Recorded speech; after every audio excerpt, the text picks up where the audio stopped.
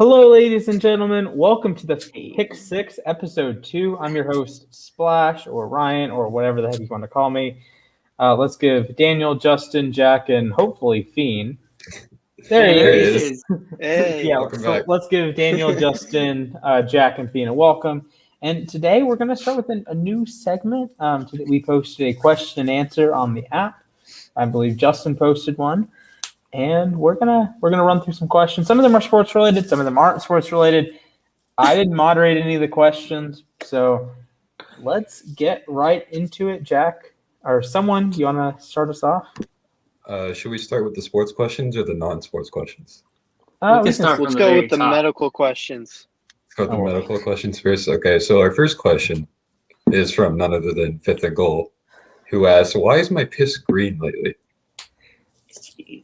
I would say it's some kind of infection. I've never had it be green. I've had purple, yellow, blue, red, but I've never had green. So I'm not the right guy to answer that. If anybody's had green, then let me know.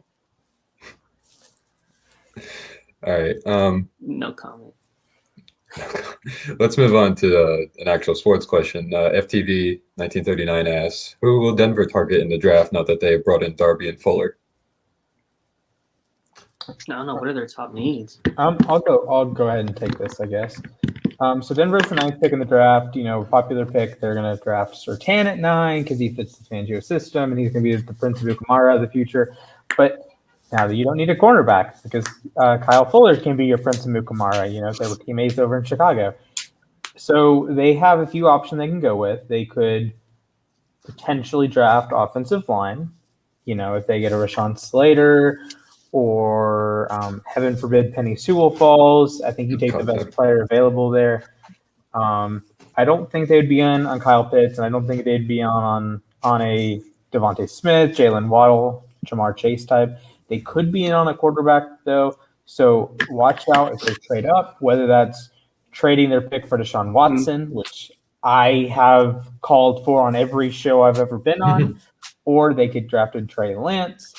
Or they could, trade up and get, Fields, Zach Wilson. I'm sure John Elway is in love with Zach Wilson. So it's exciting times. But the number one prospect that I would target if I'm the Denver Broncos, Jeremiah Owusu-Koramoah, linebacker out of Notre Dame.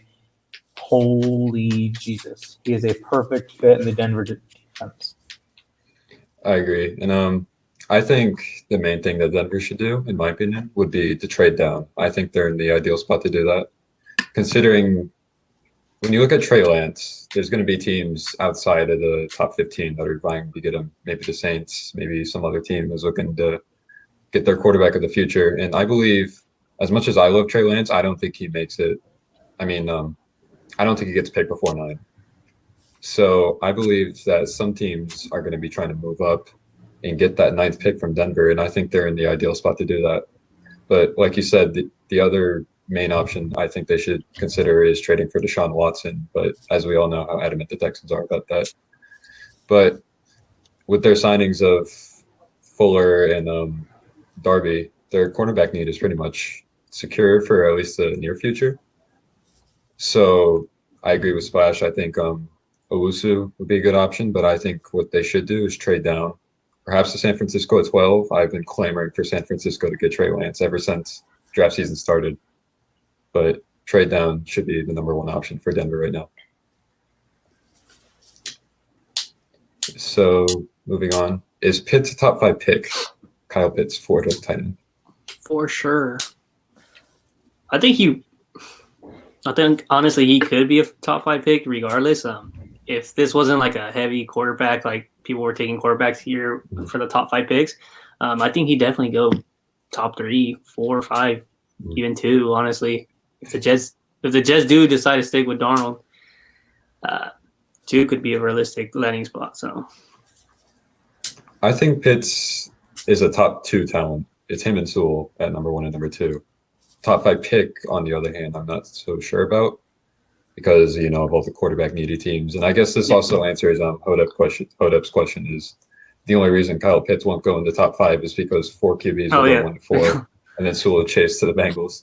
I don't know if 4 QBs go right after the other. But I think, like I said, I think Pitts is a top 2 talent. Top 5 pick is another story, but I do not think he should fall out of the top 5. Any team that passes on him is gonna regret it. And while I'm speaking, I'm just gonna say this right now. Anybody who's watching, like in the YouTube chat, feel free to drop questions right now. We'll answer those as well. Yeah, I can keep this rolling. I have Pitts as as a top 3 prospect, as a blue chipper generational talent guy with Sewell and Trevor Lawrence. So 1, 2, 3, pick your poison. You can have Lawrence 1, Sewell 1, Pitts 1. It doesn't really matter because of this. At the end of the day, they would all be the number 1 prospect in most drafts they're in.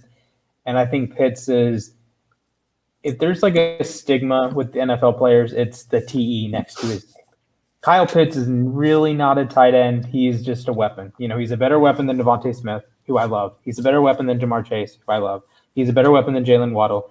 He's as good of a tight end prospect as I've ever seen. I mean, you got to go back. Like Hawkinson was really polished as a blocker too. Pitts is not quite as good of a blocker, but he is just otherworldly as a pure receiving talent. And you're talking with athleticism that matches everything that Vernon Davis did coming out of Maryland in 2006. Like this man was built in a lab. It's like if LeBron played football, like that's what we're talking about. The sort of athleticism that Pitts has is just unfair, and it's one thing on college tape. He's going to make NFL defensive backs look stupid, like immediately. Tight ends have this massive curve. Like Hawkinson struggled as a rookie, Fant struggled as a rookie. Every rookie tight end has this learning curve. Kyle Pitts is going to moss folks day 1, I think. Like let's say he lands with, let's say he goes to Dallas, for example. He goes up against Washington week 1 or Philly week 1 or the Giants week 1. He's getting eight catches and 120 yards and a touchdown. Put that in blood. That is a fact. He is going to ball out immediately in the NFL. He's what, 6'6", 240? Yeah, he's scary 6'6", big. 240. Didn't he just run a 4.46 today? Yeah, he ran something like that. I timed it myself. That's I was crazy. getting mid 4.4 each time. So and you know how the pro day numbers are going to be. They're going to be inflated. I wouldn't be surprised if people claim he ran under a 4.4. But yeah, I agree with pretty much everything Splash said. That man is going to wreck NFL defenses. Then another question from Nick Hill is, what cornerbacks should the Cardinals consider targeting in the draft? What pick are they currently? They're currently at 16. That would put them in position to draft, in my opinion, probably J.C. Horn. J.C. Horn. If you want to talk about corners, I think I think I had him mocked like as high as like top 5 at one point. I don't think he's a top 5 talent. No. But he is a very solid guy who's kind of like flown under the radar recently, in my opinion. I think Surtain's been getting a little bit more hype. But if you want to go cornerback at 16, then JC. I feel like his stock has kind of risen too, though. Like, I feel like they were talking about, Jets are going to be able to get him at 23, or some people were saying the Saints were going to get him at, where are they at? What pick are they? I think like 28, somewhere around there. And now he's not even projected to even fall to 23. So, I mean, if the Cardinals, they have the opportunity to draft him, I'm sure they probably would. So. Yeah, and I think you can also you can also go look at maybe Asante Samuel if you want to trade down. Say, I don't know, Washington wants a quarterback, Chicago wants a quarterback that's not named Andy Dalton. There are several options if a team wants Mac Jones at 16, or heaven forbid Kyle Trask. Get that reaction. I like mocking them to different teams. Oh boy, yeah. Arizona's in a solid spot because I don't think they have like the best roster ever or anything, but they don't have a ton of holes. They have everything like fits together. Like I think they just need another year, whether that's a Kingsbury offense or say just, throw Kingsbury to the sun. That's fine. Exactly. And you move on with another head coach. I think that can also work. So, I love JC Horn at 16. I think at certain points I've had JC Horn as the number one corner. And I do think Arizona is helped by Kyle Fuller going to Denver, because Denver's probably not taking a corner at 9. So you're saying Surtain drops another spot, Farley drops another spot. So if you say, hey, you can get Surtain at 16, I think Cardinals fans would maybe prefer that over JC Horn. Or you can get Caleb Farley at 16. You can trade down and get Horn at 18 or 20 or 22, or you get Asante Samuel, you get Eric Stokes out of Georgia, you get Greg Newsome out of Northwestern. There's a lot of good like end of day one, start of day two corners that Arizona can pick up, whether it's in the second round or they trade back. A lot of good options in this draft. And then one more non-football question. I'm going to direct this one to Jack, considering he's the expert.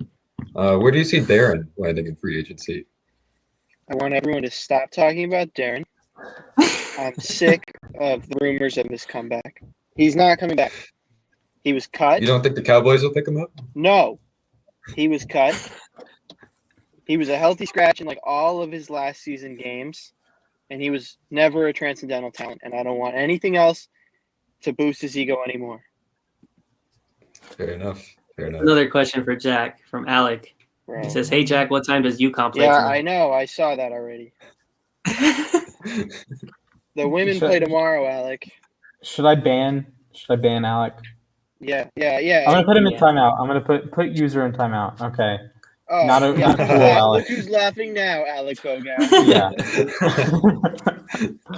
Oh, go Huskies. Oh man. Rip. Yeah. All right. That You was guys mind if such I a have a good snack question, real quick? I'm just going to eat my apple, if you don't mind. Go ahead. Okay. Are there any more questions? Yeah, dude, him asking for permission to eat his apple, dude. He's been sitting there nervously holding it like below the camera for like 5 minutes now, waiting for a time that's good to ask. Yeah, pretty much. And there goes Jack. Rip. Oh, no. Where'd he go? Okay. All right. So we got Darren Big took his T. phone. Oof. We got Teeksa. Who will win our fantasy baseball league, and why is it me? Did you say baseball? I thought it was basketball. Yeah, baseball. fantasy baseball. He's in and Jack is back. Hello. I pressed leave trying to press chat. Oof. So I believe it's 12 of us. I can look in the group chat, but it is me, Teeksa. Let's see. So we got Baltimore Alec, Jack, Teeksa, Fiend, Adam, Evie, JP, Fifth, AV, Baskerville, and Tommy. So who do you guys think? Justin and Dan, who do you guys think grabbed the dub? Of Tommy, course, Jack and I are easily. in the league. Okay. Wow. Tommy's taking it. Yeah, Tommy's taking it. What the fuck, dude? I went 0-6 last year. Wow. What? I'm hurt. I got one Soto. Oh my! I got couldn't. Clayton got- Kershaw and Mike Trout. Nice. I couldn't believe I got Soto. Like I know Fifth had Bieber, Tatis, and Soto, and I'm like, I had no idea I was going to get Soto, but I got one Soto, question. boys. He says, Jets news. Quarterback, running back, what will the Jets do? What do you think, Dan? You're the resident Jets expert. Well, I don't know. Is NFL Rums like rumors that page? Is that even like legit, or is that just BS rumors? As far as I know, I don't think it's like totally legit. Yeah, I don't think so either. But it was like a rumor. Supposedly we're gonna go after Tevin Coleman, and yeah, fake page. I assume, but I don't know. For cornerback, I definitely think they draft one. I prefer like a JC Horn if he's there at 23. At 34, if we can just take an old line, hopefully Vera Tucker, I think should be there around there 23. And then around 34, maybe take a cornerback. But I don't know. We gotta see. Running back will definitely be in the later rounds. I'm assuming like third or fourth round. But What do you mean, bro? Frank Gore. stop. Yeah, you have him for at least 5 more his years. potential is through the roof. Dude. Yeah, Convenient I'm truth, sure it ladies and is. gentlemen. should Jets consider sitting the rookie quarterback with the vet quarterback playing? I think it just depends. Is that veteran quarterback Darnold? Yeah, I don't think so. I don't think so. Whoever they draft, I think they should play. I wouldn't do it. I think they're all. If they have a shitty trading camp, then you fucking sit them. But I don't see a reason to, unless it's Trey Lance. He's like a project, but there's no point in just taking Trey Lance if they're sitting at 2. I definitely wouldn't sit a quarterback. So I'm gonna unless it's Tua. Okay, you read my mind. I'm gonna pivot this question to Justin. Mm-hmm. So I'm gonna throw you full screen.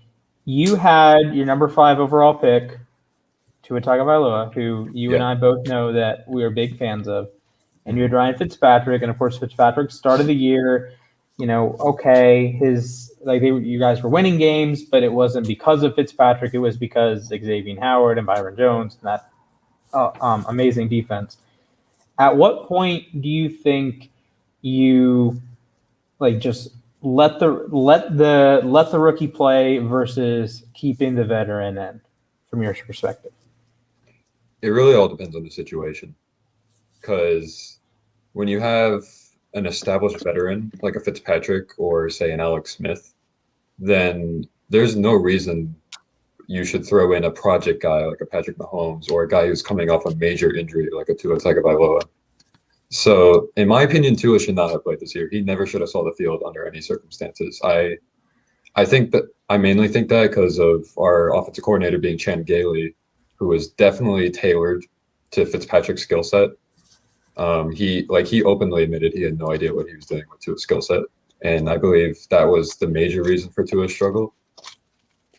But if you say like a situation like the Jets, where you have a Sam Darnold who's put up 3 of the worst seasons in recent memory at the quarterback position, then I say take your guy at number 2, whether it be Zach Wilson, whether it be Justin Fields, and just throw him in there, because you're not really going to find a better option if you don't already have, say, that better option on the roster. Because what's the quarterback market looking like right now? You got like Joe Flacco or Gardner Minshew. Gardner Minshew. Like, you're not going to give up picks to get Gardner Minshew just so he can be a bridge quarterback.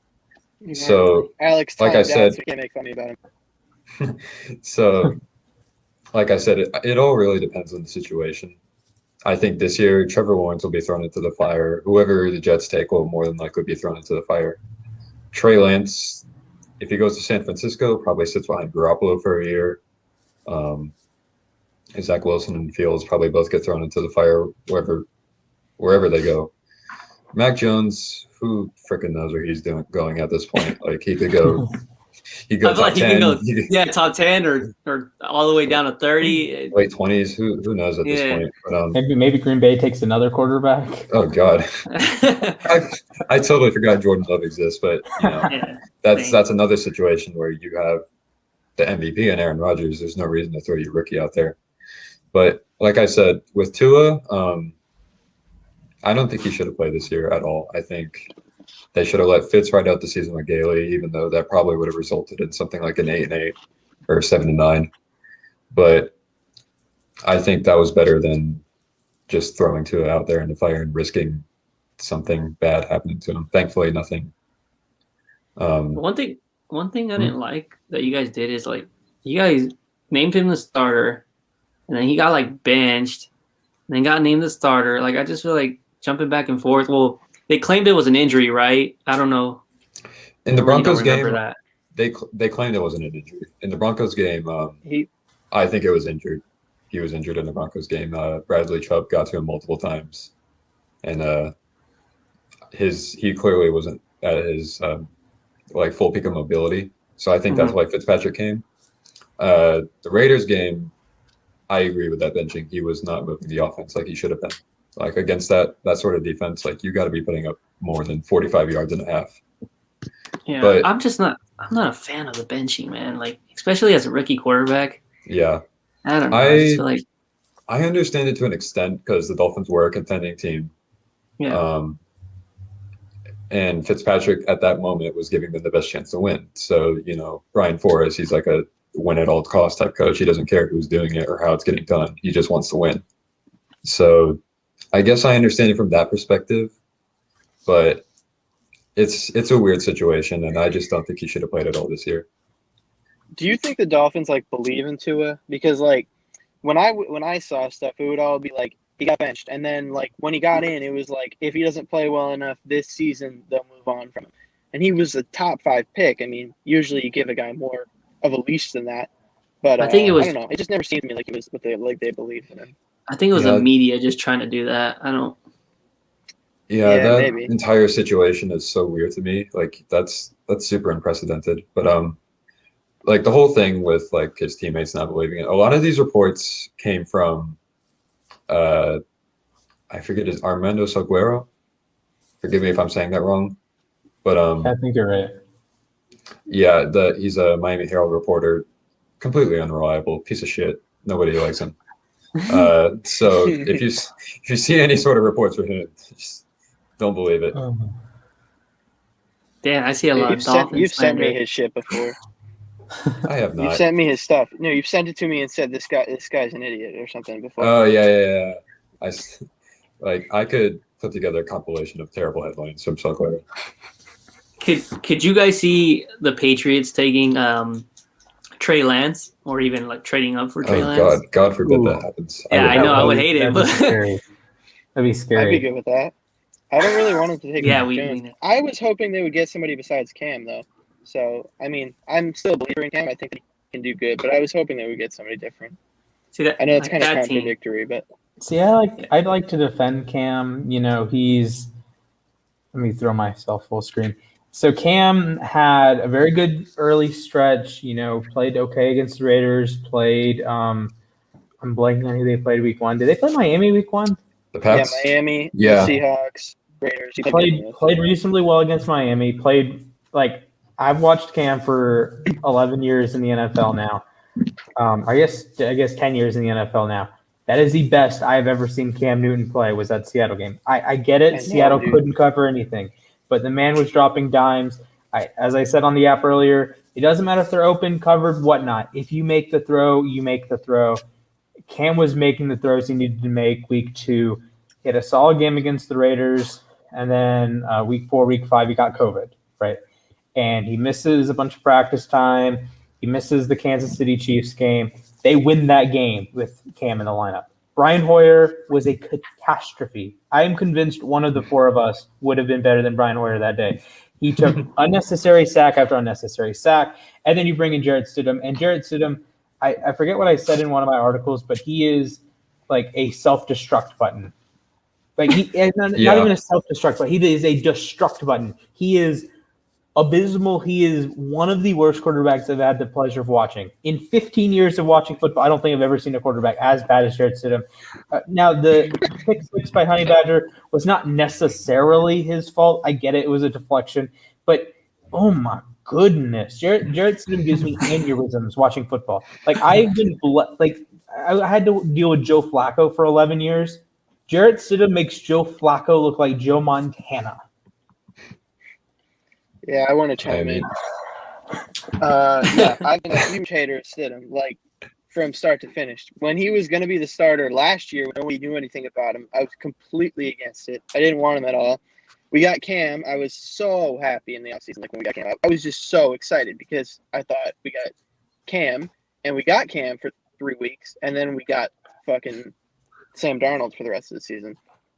But, he was so good. He was so good for those 3 weeks, and he said he said in an interview that he thinks it was mostly COVID that took him out, and he couldn't learn the playbook and stuff. And I believe it to an extent. I mean, I think that there's a chance that he just comes back, plays like garbage for a few weeks, and then that's it. But I think there's a chance that he could come back and play like he did for those first few weeks. If we put Stidham in, I think we'll go 3-13, 2-14. I don't know. Patriots fans were hyping him up so much. Start him. There was a guy on Hughes Stadium with a picture of Jarrett Stidham in a throne as his profile picture for a while. I didn't like that guy. I just would always tell him to change it. But I don't think that they I think that they believe in Cam. I don't think that they have any chance if they don't play him and they don't get somebody else like a Trey Lance or something like that. I don't think that there's any way they compete. Even with all the roster buffs, they're not that much better. I mean, if they get rid of Gilmore and J.C. Jackson, I mean, that's like 90% of the secondary. I mean, I was hoping for a different quarterback and upgrade, but I think Cam can be that guy for them. But he has to play the way that he did at the start. But yeah, that Seahawks game was my favorite game. Somebody said in chat that Seahawks game was my favorite game of the year by far. It was so good. They were a yard short, but I didn't even care. I wasn't even mad. Yeah, that was one of the best games of the year. You know, you put that up in the echelon with the other, Seahawks Patriot games. Of course, you came out on top in the Super Bowl 49 with the Malcolm Butler interception. But there was that game up in Foxborough where the Patriots were stopped on the goal line. Brady tried, I think, 4 straight goal line fades to Gronk, if I remember correctly. And that was one of the best games I've ever seen. Like just Sunday Night Football, a classic. And then, of course, the first game, the Legion of Boom versus Brady back in 2012, because I can do math, right? That 2012 game when Brady refused to shake Sherman's hand after the game. That game was one of the, I don't want to say forgotten because everyone loves Sherman and everyone loves the Legion of Boom. They might not like Sherman himself, but they like the Legion of Boom. They like that Seattle team. And of course, when you see the Patriots lose, it's exciting for everyone outside of Foxborough, Massachusetts. I guess the greater Boston area for the most part. But when Seattle and New England play, it's a banger. Yeah, that was. I mean, I didn't think it would go so high scoring. I remember before the game, I predicted the score at 21-20. I don't know why I did that, but it was back and forth, man. That was his best game of the year by far. I mean, you said you've ever seen Cam play. I was never a big watcher of Cam, but it was definitely the best I saw a quarterback play for New England, not named Tom Brady. Jimmy G played great for those 2 games. Brian Hoyer played like dog shit his whole career. But yeah, I mean, obviously I've only seen Brady for most of it, but I thought that he could be the replacement after that game. So I thought it was hilarious. Thinking back to that game, I predicted that it would be 35-23 Seattle. And I said one of my predictions was Russell Wilson will throw 5 touchdowns and the Seahawks will win. And to that point, Bill Belichick, I believe, had led defenses. He'd been with the Giants, with the Browns, with the Patriots. One time in his career, he'd allowed a quarterback to have 5 touchdowns. And I just called it out of the blue. Russell Wilson will throw 5 touchdowns. And until New England scored a late touchdown, I was perfect on the score. And that was one of my favorite, predictions of the season. It ended up being 35-30. It was just 1 touchdown off, which was a bummer. Casual splash stat thrown in there. Oh, absolutely. Gotta love the splash stat. You got somebody asking, what are your favorite games of 2020? I want to ask Dan, what was your favorite Jets game 2020? This is the Rams game, wasn't it? It was the Rams game. No. Honestly, I wanted the Chiefs game because I live in Kansas City, so it was an ass whooping, but yeah, I enjoyed going. I haven't seen the Jets in 5 years, I think. So it was a good time, but every other game, fuck those games. How about the first Patriots-Jets game? That was pretty good. I don't even remember that. What was the score of that? With Flacco. I think the Patriots won by a field goal. Yeah, Nick Folk hit a game-winning field goal. I think besides Patriots-Cardinals, whatever week that was this year, that's the worst I've ever seen a football team play and win. Huh. I've seen the Ravens play pretty crappy football and still win from time to time. I really like the Browns game too, I think. Just because at that point we didn't even have the number 1 pick anymore, so it was nice to see Baker not be able to do shit, or Nick Chubb, or Kareem Hunt. So I thought it was pretty cool. I think my favorite Miami Dolphins game of the year was definitely Nick is going to hate me for this one, but the Dolphins Cardinals game. That was such an underrated game, and it was by far too his best game of the season, and only a second start.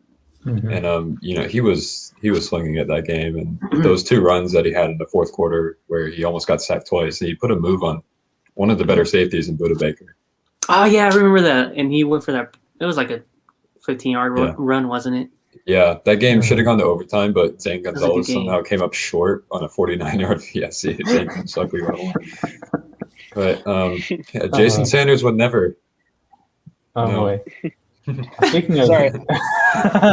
speaking of kickers that never miss, I think the game of the year has to be Ravens Browns, right? Monday Night Football, No playoff doubt. implications, Yeah. 47-42. Like, The say shits. what you Forgot will about about that me being biased, but oh my, like that is an all timer. And then you got the playoff implications too. Like I love Seattle, New England, but that's week 2, week 3. I loved Miami, Arizona. Neither of those teams made the playoffs. Baltimore had to have that game. They won the game. The Lamar Jackson coming out of the tunnel at the 2-minute warning, 4th and 5 to Hollywood Brown. That's one of the most iconic plays I've seen in a long time. Well, obviously regular season because playoffs just mean more. But like what a game. The offenses were cooking. There were some crazy defensive plays. Like I know Bowser had a near pick 6, and you got to see Baker Mayfield at his best. You got to see Lamar Jackson at his best. And, when quarterbacks are balling like that, I think that's what makes football special. Like, I like watching defense. I love watching the run game. I love watching wide receivers go bonkers. But when 2 quarterbacks know exactly what they're doing at every, they have the control, it's just special. I Jay should asked, what's your say- favorite splash stat? I'll go last for this one. Favorite splash stat. All right, I got one. I posted this on you stadium, I think now, but I love it so much. And I always bring it up whenever somebody tries to say Darnold is good. All right. I'm sorry, Dan. I'm sorry, Jets fans, but in the past 3 seasons, since Darnold has entered the league, there have been 80 instances of a quarterback throwing over 350 passes in a season. Sam Darnold seasons ranks 73rd, 76th, and 79th in passer rating. That is abysmal. Oof. And his most recent season was the worst one. That was the 79th season. And I forget who was dumpster fire. I forget who the one below him was, but that's the stat I always go to when people say Darnold. He's good. Like I get the notion that, he was held back by Gase, he was ruined by Gase, he never had any help. But a good quarterback, or at least a good young quarterback, will at least show improvement and will at least show something. Darnold, this dude regressed, man. Yeah, he showed me absolutely. He made over 3 years. Made some questionable throws, and I seen there was this dude on Twitter that went through like a film breakdown, and he was just like wondering like why didn't this dude go, like there was a dude who did like a wheel route, and we're wondering why he didn't make that throw. Like he settled for like this check down. It was just bad. He's definitely not in the Jets' future, in my opinion. I wouldn't stick with that dude. Dan, what's your favorite splash stat? I don't know. I was looking for some. You always have some crazy shit. I know that. Jack, do you have one? I can't remember them off the top of my head. I always that's what I'm saying. I always save them. Like I have a bunch saved that I find hilarious, but like I don't have like one off the top of my head. But there's so many. Yeah, there's a lot. I don't know if this qualifies as like a splash stat, but I think the most pointless thing I know is like the host city for the last like 20 Super Bowls. It's like there's no point in knowing that. Like 0 points. Why do I need to know that Tracy Porter had the pick 6 in Miami? I don't. Why do I need to know that Santonio Holmes had that catch in Tampa? I don't. Why do I need to know that it was Packers Steelers in Arlington? Like I don't. One of my friends can do that. He can do like the score, the place of every Super Bowl, like both teams. Like he can do everything from every Super Bowl.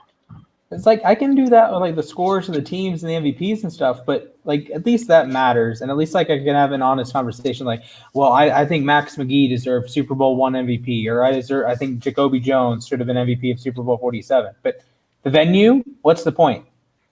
Like, my favorite. This isn't a specific one.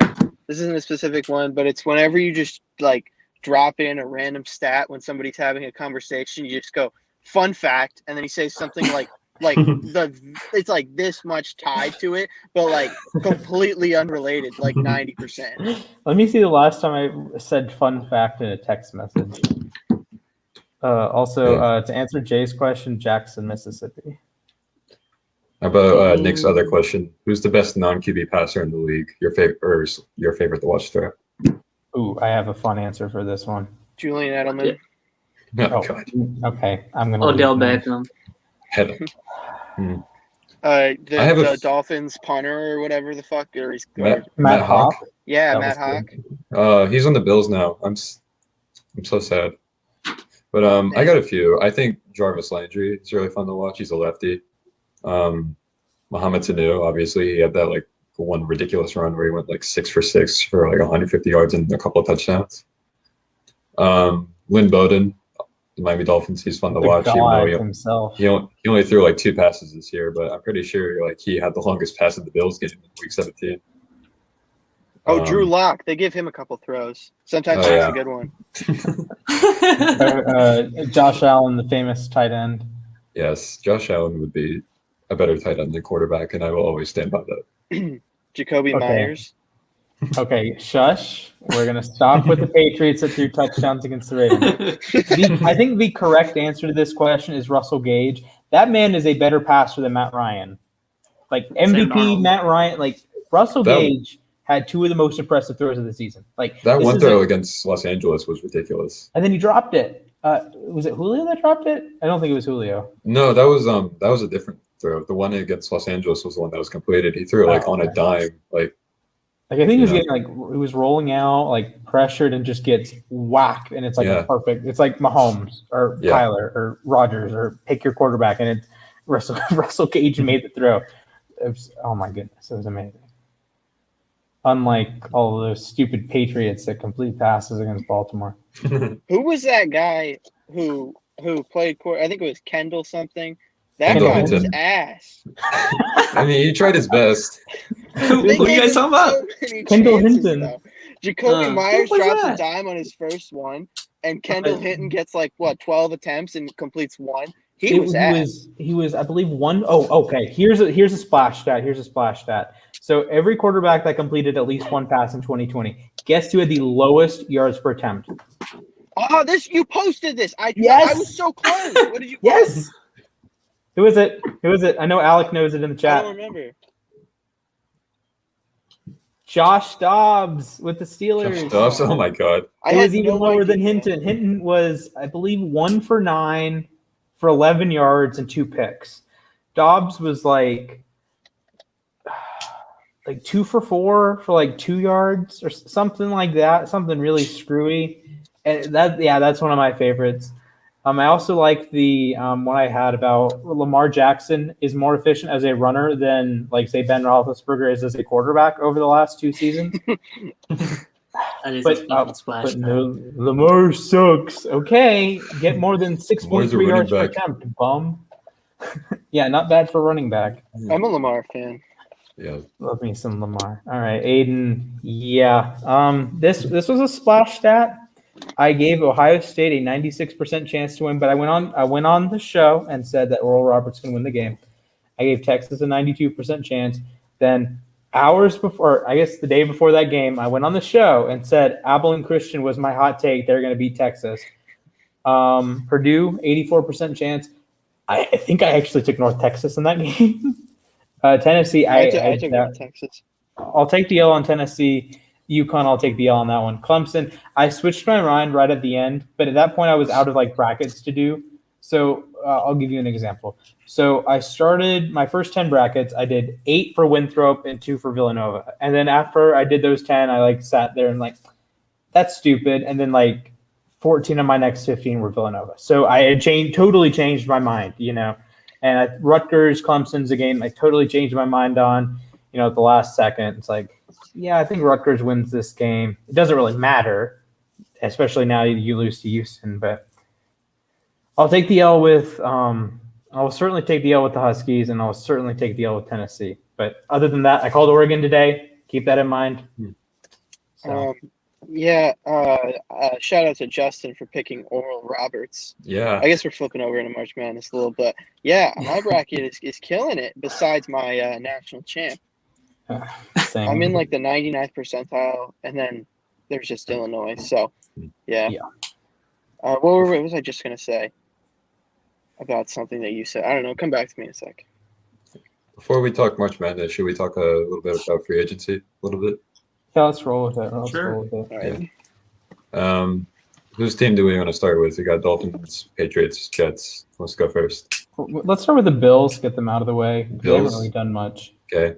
Bills. Can I share my screen? I can. Okay. I hope so. Let me. Yeah, that's sure. Okay. Yeah, should. There we go. There we go. You got it. Okay. Yeah. So Bills signing Mitchell Trubisky to be a backup. I think. Got their court. They got their starter. Yes, sir. I think they're Move going to Josh draft Allen to Kyle tight Trask. See, that's why you can move Josh Allen to tight end. Yeah. I think he'll be a good backup. I mean, I used to be a Trubisky believer. This year he was terrible. I've given up on him at this point, but I think he'll be a good backup. Mhm. Do you think he made a mistake signing like already as a backup? Do you think he could have competed somewhere else? Probably not. Probably You don't not with think all the so? quarterback talent coming in this year. Probably not. Yeah. Taiwan Jones, I've never heard of him before in my life. He was like a backup running back, kick returner type. Okay. He was Okay. in, Well, he was they in did. Vegas for a little bit, or Oakland/Vegas. Manuel Sanders. I think Sanders. that's a good. I think he's getting old at this point. That's probably just going to be a good depth signing. Yeah. Does replace John Brown, so you get a solid possession. True. guy. Why did True. Why did they do that though? Like, what was John Brown getting paid? What was the point of that if you're just gonna go sign Emmanuel Sanders? I mean, I guess I think Sanders is a little redundant. I like Beasley. I like Gabe. I love Gabe Davis, and of course, Yeah, he Stephon was Diggs nice. is as good as anyone in football right now. So Mhm. I think it is a little bit redundant. I would have spent the money, say, instead of Jacob Hollister, who granted was, I believe, a teammate of Josh Allen at Wyoming. Instead of getting Jacob Hollister, you spend more money on Johnny Smith or Hunter Henry, or you pick up a better tight end. Hollister did some nice things with Seattle, but he's not a guy that you're going to write home about. I don't think he's going to displace Dawson Knox as a starting tight end. And Dawson Knox is, as much as I like Dawson Knox, and I think as much as like potential as he has, he's not like a top 20 tight end. No. I think their best signing easily is Matt Milano. Getting him back at only $10.5 million per year or something like that. He would have That's probably a got more bargain. on the market too. That's a bargain. There And were some crazy bargains this year. Of course, Matt Hawk. I miss you so much. They're replacing my man's Corey Bojorquez, I think. You know my favorite clip of Matt Milano? What would When he that got Flash, can you killed by guess? Lamar Jackson. Yeah. That's such a badass clip. I love that clip. And then like haters are like, oh, well, he only gained 2 yards. Okay, well, Patrick Mahomes, the greatest highlight of his career, is throwing an incompletion in the Super Bowl that should have been intercepted. So Yeah, and they make it the most hyped throw ever. it was number 100 on the NFL's like official highlight list. It's like, are you kidding me? That should have been intercepted by Devin White. If Yeah. Devin White isn't, I like, wish it would've. exhausted- Yeah, like, that's a great highlight for White, not for Mahomes. What the heck Nah. are you on, NFL account? All right. Do we want to give a grade for the Bills? Like a letter grade? Mm. I think. I mean, they retained their big guy, Matt Milano. They got Yeah. their backup. They replaced John Brown. They didn't do anything really crazy though, so I think I'm going to give it a B. Maybe a Yeah, B because they minus. still lack at the running back position, I feel like. Yeah. Although Yeah, I B- love Zach Moss. I saw him in person against Arizona. He just ate them alive. I think a C plus, B minus. B minus. Yeah, I would say the same thing. On to Miami Dolphins, who have had an up and down. Oh, they found their offseason, I quarterback too. Yeah. Good stuff. And Good fuck stuff. you guys. I mean, You found your Brissett, center too. I Oh, think Lord. I think he'll be just fine as a backup. To his injury concerns, he'll be serviceable, I guess. But one of the better backups in the NFL. I'd say that's a good move. Malcolm Brown, good depth signing. From Okay, what, I- LA? Rams? Yeah, he was solid. I think he averaged like 4.1 yards per carry. I want to say. Mhm. He was I think- productive. Some of it's McVay He'll be scheme, okay. but I think he's a solid running back. Yeah. Isaiah Wilson. I hated this trade so much. F minus? Dude, F that dude F needs help. minus. Like 0? It doesn't mean that much. I know, that's- like even though it's a that's pick true. swap, like I just did not understand this move at all. Like Isaiah, he clearly had no NFL future. Maybe they thought they could be able to fix him, but The reasoning behind it was because Brian Flores went to the same high school as him, and apparently they had known each other for years. So apparently there was like some sort of connection there. They thought, you know, we can get you help. We can get your career back on track. He declined to do that, and obviously he needs help, and I hope he gets that help. But I just did not understand this move at all. So I have I guess a quick question for you guys. Do you think he's okay? I'm gonna talk from my perspective. I don't think he was a first round talent. I don't think he was even a day 2 talent. Like I would have taken Josh Jones. If you're Tennessee, you take Josh Jones. Simple. Or you take any number of other players not named Isaiah Wilson. I thought he was a late round 3, early round 4 guy, if that. So do you think he could have been successful if he wasn't the number 29 pick in the NFL draft? Like, That's a very good question. Maybe not successful. Do you think he would still be on an NFL roster if he was not the number 29 pick? That's a very good question. I don't think so, because apparently these character concerns like go back before the draft. Okay. So I think like this was inevitable regardless. Yeah. I think it's just got more headlines because he was a first round pick. Okay. Yeah, I would say the same. Just because I mean, what did he really have any issues with Tennessee? Like, and then obviously now going to the Dolphins, he just wasn't putting in any effort. So I think he would be in the same position. Right. And the big one for Miami, wide receiver Will Fuller. I wasn't a big I like it. I like it. I like it. If he can stay healthy, I like it. This is an A+ to me.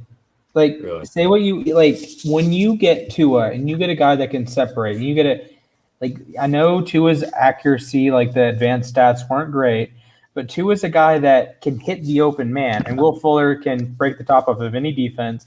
And I know, Justin, I'm sure you agree that Tua turns 50-50 balls into 60-40 balls. Like, yeah, he's throwing it to Parker. Yeah, he's throwing it to Gesicki. Yeah, he's throwing it to Preston Williams. So they like have their own like sort of force multiplier. But Tua is so accurate on some of his passes that he turns a 50-50 ball into 60-40, 70-30. And when you have a guy with legit 4.3 speed, maybe even 4.2 speed from Fuller, that's a touchdown waiting to happen. You know, this is Jakeem Grant, but a competent wide receiver, right? Jakeem Grant is so bad. Do not even compare it. Jakeem Grant should never see the field on offense again. I'm sorry. I love Jakeem Grant to death, but he should never be on offense again. Yeah, But, special teams is where he belongs. Yeah, but I mean, I've grown to like the signing. Actually, at first I didn't like it. I've grown to like it more after watching a little bit of him, reading a little bit about him. I hope he stays in the field because our wide receiver core is just so injury plagued. But I'm glad we finally have like another, separator, because that's what Tua needs. He needs separators, guys who can get open, guys who can, do damage at open space. And I think Will Fuller will be able to do that. I want to see a little bit more out of him this year before I say sign him for like another 3 years. But I don't know. It's a boomer bust signing, and all I can do is hope that it booms. And I think you take a Jamar Chase or Devontae Smith at 3, that you combine that with Devontae Parker, Preston Williams, Albert Wilson, I think that's a pretty solid wide receiver core. Mm-hmm. So moving on to Matt Skura, Splash, what do you think? It's hard for a center to single-handedly lose you a game. Matt Skura single-handedly lost 3 of them to the Patriots Yes. game. Like, say what you will about Lamar, it was raining or whatever. Matt Skura was the worst player on the field, and it was as bad. I would say it's as bad of a performance as I've seen. Pat McCurry actually one-upped him in the playoffs. This is one of the times that PFF got it on the nose. A 1.3 pass blocking grade for McCurry in the playoffs. Wow. 1.3. Like, I'm not an NFL player. I feel like if I just took a snap at center, got bull rushed by Aaron Donald, and landed flat on my back, that would be more productive than a 1.3 pass blocking grade. It's like when a quarterback, if they just spiked every ball, would have a better fucking whatever that stat is. Yeah, Right? essentially, it was like you used that stat earlier in the year. I forgot which quarterback it was. It was, I believe, I know Corey Bojorquez and Carson Wentz have the same playoff passer rating. There's that. No, you did one where if the player would have just spike the ball, he would have had a better percentage. Oh, that'd be a rather- pick. I did that a lot though. I can't remember, man. Tough. Yeah, because I don't know if it was Sam. Maybe it was Sam Darnold. I don't know. maybe I don't know. Darnold wasn't very good, No. but yeah, Skura is horrendous. I'm not one to say death threats are okay, but I guess there's a reason he got death threats after the game. I don't agree with them. Not in the slightest. Like, I hope he and his family are okay. It's totally uncalled for. But if you told me an NFL player received death threats, I would say, oh yeah, Matt Skura after the Patriots game. Does that make sense? Like, I'm not condoning death threats. No. But if there was an instance that, yeah, this player got death threats for how he played. Yep, I know exactly. You sound like what a guy who sent death threats to him right after the game. Absolutely, I'm convinced. Yeah, I'm convinced Splash did. Man, I have gotten death threats before. It's not something to joke about. Do you mind if we go over the hour, Splash? I know you have to go at an hour, but I just want to talk about March Madness for a couple minutes after this. Yeah, absolutely. I can just dip out and you guys can finish. Okay. Yeah, for sure. Bernard McKinney. I like this trade. I think Shaq Lawson wasn't really bringing that much, and I think McKinney will bring a good run stuffing presence that we really need. And Pilardi, I guess, our Matt Hawk replacement. It's whatever. It's a punter. I'm sure. He was good in Carolina. Yeah. Yeah. We have one of the better special teams units in the league, so I don't really have any worries about that. Overall, it's super up and down, and I think the draft is really what's going to make or break this offseason. I don't think the Dolphins have gotten any better. Honestly, I think they've pretty much stayed right where they are. Aside from the Will Fuller signing, I guess that's pretty much the only area of improvement. I'd say so. I give it probably B minus C plus. Yeah, I was gonna say B minus C I plus was as gonna well. say B minus. I think it's a little bit better than Buffalo, but it's not like, I don't know, New England we're going to get to. They had a really strong free agency. Speaking of New England, we got All right. Jesus. Wow, we can just briefly talk about it. That's a lot. Send an entire team real quick. Well, the first few are pretty big ones, so I'll talk about those. Cam, obviously, we already talked about him. Nelson Aguilar, I wasn't a huge fan of. A lot of Patriots fans are big fans of it, but He had a played good year, really though, well. with He played really well with I Las know, Vegas. but I don't like him. Okay. I guess he did play well in that Super Bowl, but I think I Aguilar like can him. be a competent player. I don't know if he's the perfect guy with Cam, but I think he can be a competent player. He's certainly better than N'Keal Harry. He's probably better than Jacoby Myers, especially as a deep threat. So, he's better than Damari Bird. He's at minimum an upgrade. He's an upgrade. I mean, there's nobody you could bring. If you were our wide receiver, you would be an upgrade. Thank you. Easy. Because our receiving core is so ass, but that's why I'm okay with it, and that's why I'm okay with Kendrick Bourne being overpaid also, because we needed it so bad. Mm-hmm.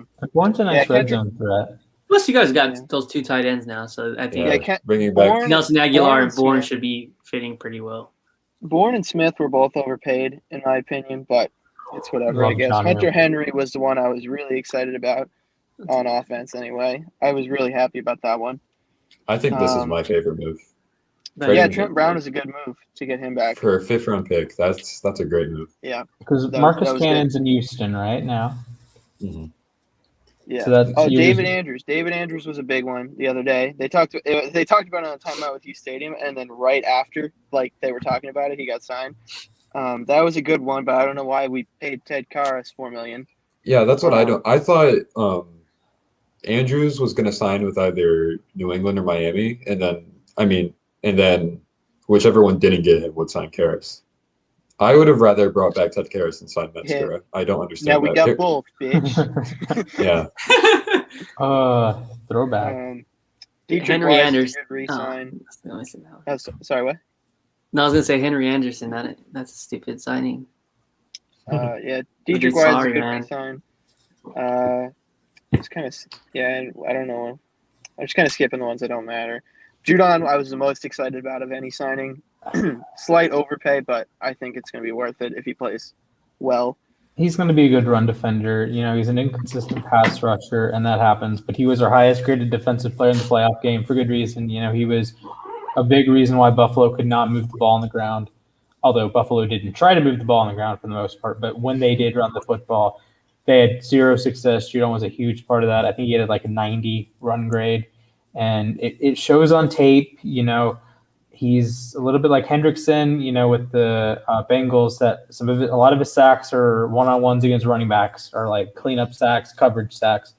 But he can get you some pressures here and there, and he's going to be a really strong run defender. So I'm sure Belichick loves that. Yeah, I was gonna say, I think he'd pretty much excel in Belichick's defense. I think he'll be okay. Van Noy's a really good one too. Justin Bethel's whatever. Jalen Mills. Cody Davis is whatever. Nick Folk, dude, I love Nick Folk. I'm a big Nick Folk guy. He hit like everything last year, and it's coming off a year where we had kickers we had 6 different guys signed, and none of them could hit anything. So having a guy who could round pick Rohrwasser that had the white supremacy tattoo, right? I remember him. He was at Marshall, or he was like, "Why are you taking a kicker in the 5th round? You can get Jason Sanders in the 7th round. Or you can get Justin Tucker as an undrafted free agent. I don't know what you're doing with this Rohrwasser kid."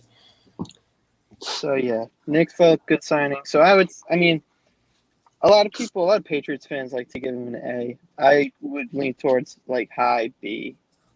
I think that there's a lot of money spent. Like a lot of them you can basically say any of them were overpaid. But it doesn't matter if they turn out good. It doesn't really matter what you paid them. It's not like anybody's so out there that it's like a bad space should go I think up. an A- is fair. Yeah, I was gonna say A-. I think it's an A-. That's fair. Jets. Yeah. Hold on, let me just make a quick change here. What are you doing? Inspect eliminating it. Wait, hold on. You're on to something. Oh my God. Let me find Dan Feeney real quick, and let me just. That dude is the funniest looking dude I've ever seen in my life. Oh my goodness.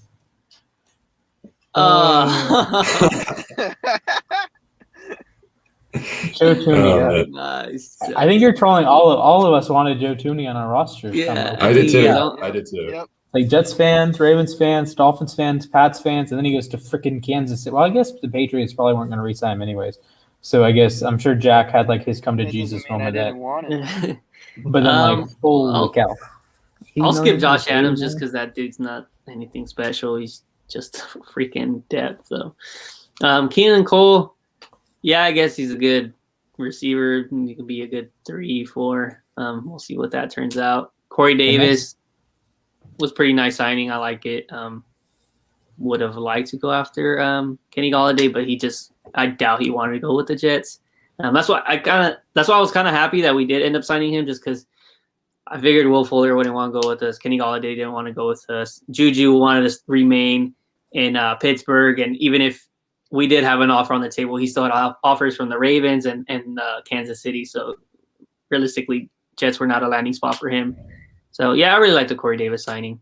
Tyler Kroft, I don't know why they haven't cut Ryan Griffin. I don't know. Chris Herndon's still going to be the starter, I'm assuming. Chris Herndon is allegedly better than Mark Andrews. Thanks, Frankie. Frankie takes. Oh my goodness. I'll go on to Carl Lawson. Carl Lawson's easily my favorite signing. I've seen how much pressures he's had the last 2 years, and I'm glad we took him over Trey Hendrickson, just because people, were hyped on him because of his sacks. But I couldn't care less about that. So I really like Carl Lawson. Sheldon Rankins, nice signing. I really like watching him in New Orleans. If he could just stay healthy, I think it should be turn out to be a pretty good signing. Gerard Davis, I don't really know too much about him. I know he was a first-round pick. Didn't really live up to the expectations. So we'll see if he can flourish under Robert Saleh.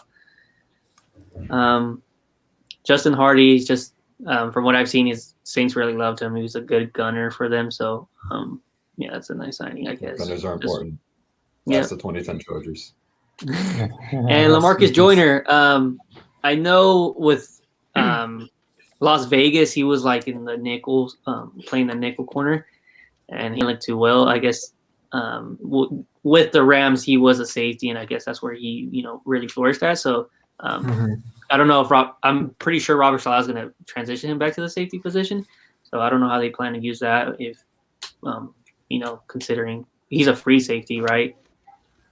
Ooh, May and Joyner, that's gnarly, I think. Yeah. I didn't realize you guys signed Joyner. I mean, so we'll see how that goes. I think the world of May, and I think he's a top 10-ish safety. And Joyner, like the Raiders are a mess, so just totally throw that out because they put John Abram in the wrong spot. They put Joyner in the wrong spot. They just totally screwed up the defense. So Joyner is going to get this fresh new start with New York, and I think he's going to be very good. And the thing with May is that he has the reputation of being like a free safety, mainly because Jamal Adams is like now considered essentially like just a pass rusher. Yeah. But May can do both very well. It's like with Buda Baker, it's like Anthony Harris and Harrison Smith. He's not an Earl Thomas, center field guy. He is a legitimate. He can do both. It's the we've seen it. Troy Polamalu that they can play both positions, and Marcus May is exceptional. And of course, I want to see Ashton Davis get on the field more, and Joyner probably take some snaps away, but Joyner's a good player in his own right. Yeah, I still believe we have big holes to fill. We need to get a corner. We still need another edge rusher on the other side. We need 2 guards. Still need a running back, and so we got a lot of things to do here in the draft. So hopefully they can fill that. I know Jets fans I know myself was complaining because we didn't get any big names out there, but I think we were the team with the most free agents. So it's pretty much important to sign those bunch of depth, and we can hopefully try to build through the draft. But honestly, I would a grade for free agency. I'd just give it a C+, B-. I think a lot of Jets fans would probably have the grade pretty low just because of the sky high expectations that they had going into it. But it's not a bad offseason by any means. But I agree, probably a B- is probably where I would put it. That's what Aidan Fiend said as well. He said he'd give up. Oh no, he said B+. I'm sorry. Oh no, he says change to B now. It's like I think the Jets had like a perfectly fine free agency. But it was just an issue of like the expectation, like the subversion between like expectation and reality is just so big. And I feel this way as a Ravens fan. It's like I wanted Galladay, I wanted Allen Robinson, and we get maybe Sammy Watkins. Kevin Zeitler's okay. He's not as good as he was 3 years ago. So you gotta, just making sure not to overspend as well. We've seen that stat that was pulled up with teams who've spent the most money in free agency, and just because you don't hit on every player in free agency doesn't mean you're going to be bad. So Jets still have plenty of room, plenty of moves to make for the next 2 years. They're not gonna fix everything in one off season. So, and it goes for any other team as well. I'd give him a little better than the Bills. Probably about where the Dolphins were in terms of the grade. I'm sorry about canceling class last week, guys. I had something come up. Splash, you're free to go, man. Splash. Yeah. If you want to end it, you can. I mean, if you guys want to, I can just drop out and you can continue talking. Yeah, I'll just for sure. Okay, so go ahead. All right. Well, that was fast. All right. Well, you guys want to talk March Madness a little bit, or? Yeah, you guys can talk March Madness. I'll be here, but I just don't know much about it. I know KU is playing. Did you fill out a bracket? What was that? Did you do a bracket? No, I didn't even buy. I usually do a bracket each year, but this year it's just like because of COVID and everything. It's just I wasn't really intrigued in making a bracket. Huh. I don't know much about the specifics, but I do think Gonzaga is, in my opinion, they're head and shoulders above everyone else. Like they got the star freshman in Jalen Suggs, and they've got experience up and down the roster. I think they're going all the way. But I've seen a lot of people say that they just have an easy schedule. And they should be knocked out here soon. But I don't think. I mean, to be fair, they also have like the easiest path ever to the Final Four. Dude. I don't think I don't think Creighton or whoever They're gonna Ohio have will either get Creighton now- or Ohio. I don't know how that Here, game's I have a going. Like, it's question. on right now. So now that everyone, kind of had Illinois making or winning the championship, who's everyone expecting now to be on that side? on Didn't that side. Oklahoma State lose? Yeah, Yeah, Oklahoma State they lost. lost too. I picked think them to go all the Loyola. way. I think Loyola makes the Final Four. You think so? Yeah, Yeah. Loyola is definitely making the Final Four. I mean, their biggest obstacle is going to be Houston, but it's either Baylor, Loyola, or maybe Arkansas, I guess. Okay. Arkansas is good, dude. Yeah, I have them in the Final I have Four. them in the Final Four. I think my biggest flex of this tournament season was calling Oral Roberts over That's such a crazy Ohio call. State, and That- I I mean, also the fact, I also the called fact that North he went out and Texas. did it. You guys are I both also talking at called- the same time. I also I'm trying called to North hype him up. Texas over Purdue and something else. I think it was like another Purdue 14 lost, seed. didn't they? Yeah, and Ohio over Virginia. I called that one too. So, There's but a other lot than of that, upsets. my bracket's in shambles. Other than that, Yeah. Yeah, I had North Texas too. Yeah, like I thought about Oral Roberts, but I didn't pull the trigger because I'm rational and not a psychopath. So I have Alec yeah, to you think went with to it. thank for that pick. He was raving about Oral Roberts, and I just had a feeling like with the way things have been this year, like there's no way that all the 2 seeds win. I took a look at Abel Christian too over Texas. I thought Same. about that pick, but I just didn't. Like again, like I just like I'm like, all right, well Texas is a really good team. Abel Christian probably isn't. And then I went with Texas. But like it's like the gut picks, man. You just gotta go with them. North Texas was a gut pick. I didn't know anything about North Texas. Yeah. Fiend has his own personal thoughts. He said his favorite upset is Abilene Christian over Texas. Favorite Yeah, game was Oral Roberts versus Ohio State. His best team is Gonzaga, and sleeper is Oregon. Yeah, that's probably my favorite upset too. It was just so like I thought that the Abel Christian guy might miss both at the end. I don't know, Justin, were you watching? No, I was watching the Oral Roberts game. So Abel Christian, if you didn't see the highlights, it ended with the guy shooting 2 free throws down by one with like 1 second left. And I thought for I sure, did see that. yeah, I did he's see a that. 50% free throw shooter. I thought for sure he was going to miss both. But I thought stats say he should have missed one, but that's crazy. Good for him. yeah, he clutched up. What a guy. But I don't think that I think that they lost. I'm pretty sure I got a notification that they lost during this. I'm not very surprised by that. They didn't look very good, like in that game even. They couldn't get the ball in bounds at the end at all. Yeah, they lost to UCLA by 20. That doesn't surprise me. They put up 47 points. Dude, UCLA is good. I don't know why Yeah. I didn't pick UCLA over BYU. They're good. Yeah. Right now, Creighton's beating Ohio by 10 with 2.5 minutes left. Michigan's up on Damn. LSU by 1 at the half. I And hate Creighton, bro. And Colorado and FSU just started. Well, not just started. They're halfway through the first, but Colorado's up by 2. Other than that, Creighton you beat got UConn 3 times. Alabama and Maryland tonight, USC and Kansas. Yep, I'm scared. Yeah, Dan's a Kansas fan, but he doesn't know a single player on the roster, I bet. Yes, I do, bitch. We got I think McCormick, USC who's takes a that one. champ. Jalen Wilson. Yeah, I think they're USC takes just not that good this year, man. They couldn't. They had a bunch of the backups from last year. Like they had a redshirt senior, Mitch Lightfoot. I remember I met that dude at the mall, but he's like fucking trash. I think Michigan takes it by like 10. I know a lot of people are taking LSU. I think Michigan has it. What was the other one you said? Colorado and FSU. They're 10 minutes in. Colorado's up by 2. I think Florida State takes that one. I mean, I have Florida State in the Final Four, but I think Florida State's a really good team. My pick for that one was Georgetown. In hindsight, that was me too. That was a I stupid was pick. at first. Georgetown, I had them over Colorado. And then I Yeah. was going to take Georgetown, but then I wanted Florida State like in the Sweet 16, so I just had to roll them. If I had to make a prediction for a double-digit seed that's going to make a run, I'm going to say Syracuse. I had Syracuse in the Elite Eight. I had them out in the first round because they've been so inconsistent this year, but they're hitting their stride at the right It doesn't time. even matter. Like momentum is everything, and I did not account for the momentum that they had. And Buddy Boeheim, it's goated.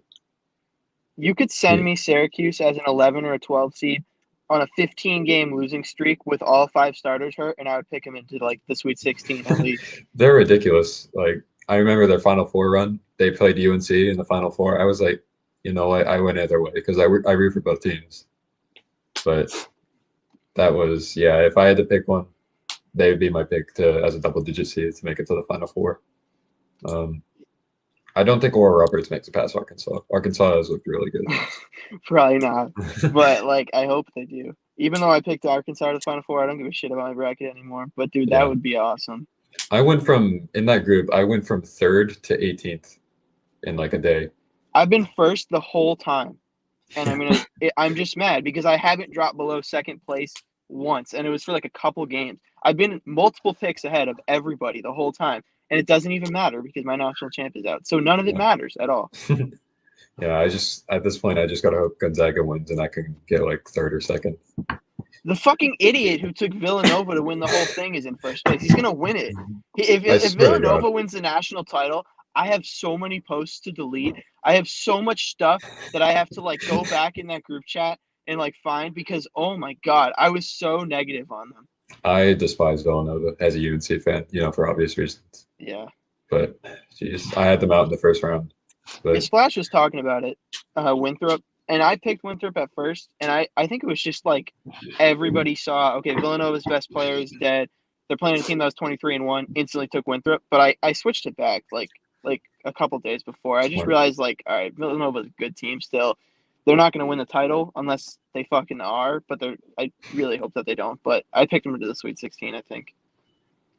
All right, boys. I'm heading out. All right. And go KU. All right, I'm going to Splash. We're about to wrap up. For anybody who's still watching, thank you for tuning in. We'll be back next Monday to hopefully talk free agency, maybe a little bit more draft, probably more March Madness. Final Four will be coming up. Hopefully Fiend will be able to tune in. Maybe you'll get to see. Hopefully you'll get to see one of our other members, Nelson or hopefully we get Adam. Some other guys in here. Yeah, and I don't know. We might reach out, see if we get some guests going on the show. But thank you guys for tuning in. We'll see you next week, and that's all. Thank you. Peace out, guys. See you.